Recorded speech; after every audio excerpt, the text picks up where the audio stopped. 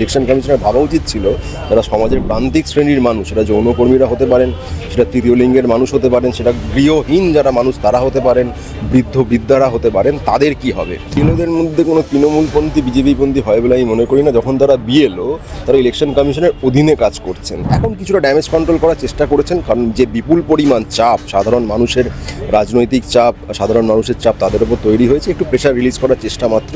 রাজ্য সরকার তার ভূমিকা পালন করছে, কিন্তু এখানে মূল জায়গা এই গোটা প্রক্রিয়া তো ইলেকশন কমিশনের অধীনে হচ্ছে। তাদের তো স্বতঃপ্রণোদিতভাবে যেভাবে করা দরকার ছিল, যাতে একটিও মৃত্যু না হয়। অনেক বিএলও কোনোপন্থী নন, তাই বলে কি তারা মানুষ নন? বিজেপি কি বলে দেবে পার্টি অফিস থেকে, তারা সেই কাজ করবে। এটা একটি অপদার্থ ইলেকশন কমিশন, যে কারণে তাদের বিরুদ্ধে বিক্ষোভ হচ্ছে। আজকে বিএলওদের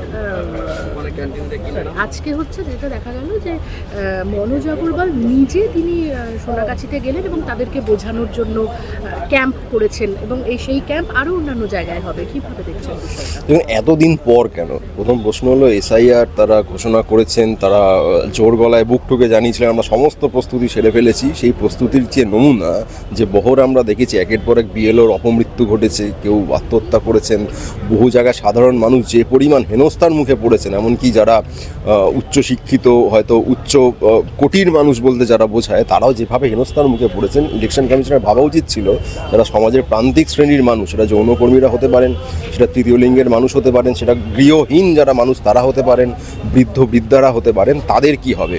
এইরকম অপরিকল্পিতভাবে, বা আমি বলবো যেটা অপরিকল্পিত নয়, এটাই সুপরিকল্পনার অংশই ছিল, যে মানুষকে হেনস্থার মুখে ফেলতে হবে, সেটাই তারা করেছেন।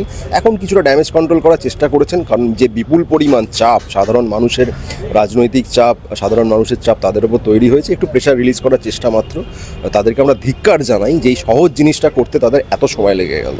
আচ্ছা, এই মুখ্যমন্ত্রী মমতা বন্দ্যোপাধ্যায় সবসময় কেন্দ্রীয় যে কোনো প্রকল্প বা কেন্দ্রের থেকে টাকা নেওয়ার ব্যাপারে সবসময় বলেন আমাদের লাগবে না, হ্যাঁ আমরাই করে নিতে পারবো।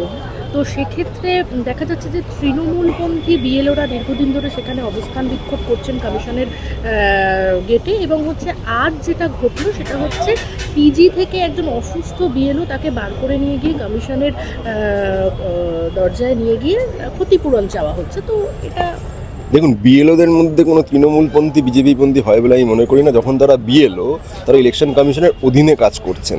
এক্ষেত্রে আমরা দেখতে পাচ্ছি ইলেকশন কমিশনের প্রতি তাদের যারা কর্মী, তাদের যারা নিয়োগ করেছেন, তাদের কোনো কনফিডেন্সই নেই, কোনো বিশ্বাসই তারা নেই। এবং তার কারণ আছে, যেরকম অমানসিক চাপ এই বিএলওদের সহ্য করতে হচ্ছে, তিনি যে পন্থী হন না কেন।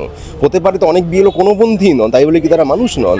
তাদের উপর যে পরিমাণ অমানসিক চাপ ইলেকশন কমিশন দিচ্ছেন, অনৈতিকভাবে দিচ্ছেন, তার বিরুদ্ধে তারা প্রতিবাদ করছেন। এই কাজের চাপে একজন অসুস্থ হয়ে পড়েছেন, এর ক্ষতিপূরণ, বা যারা মৃত্যুবরণ করতে বাধ্য হয়েছেন তার ক্ষতিপূরণ নির্বাচন কমিশনের এমনিতেই দেওয়ার কথা।